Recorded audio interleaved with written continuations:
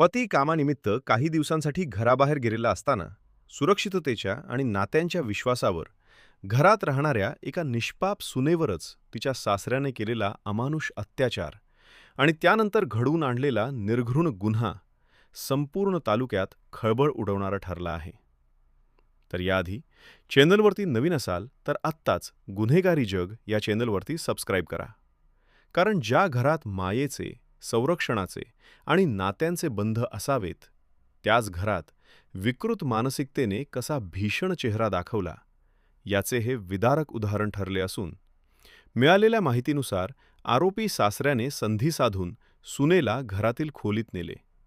तिच्या विरोधाकडे दुर्लक्ष करत आपली घृणास्पद इच्छा लादण्याचा प्रयत्न केला आणि प्रतिकार झाल्यावर घाबरून व संतापाच्या भरात तिचा जीव घेऊन पुरावा नष्ट करण्याचा प्रयत्न केला. या घटनेनंतर काही वेळांनी शेजाऱ्यांना संशयास्पद हालचाली जाणवून पोलिसांना माहिती देण्यात आली. पोलिसांनी घटनास्थळी धाव घेतली असता सत्य समोर आले आणि आरोपीला तात्काळ अटक करून गुन्हा दाखल करण्यात आला. पीडितेच्या कुटुंबावर दुःखाचा डोंगर कोसळलेला असून संपूर्ण गाव शोकसागरात बुडाले आहे.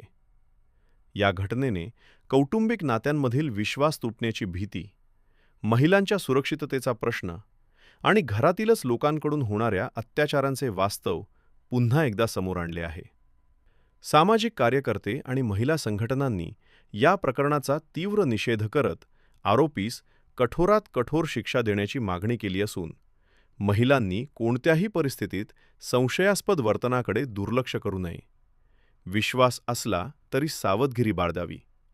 तसेच समाजाने अशा विकृत प्रवृत्ती वेळेत ओळखून प्रशासनाला सहकार्य करावे, जेणेकरून भविष्यात अशा घटना घडू नयेत आणि महिलांना स्वतःच्या घरातही सुरक्षिततेची भावना निर्माण होईल.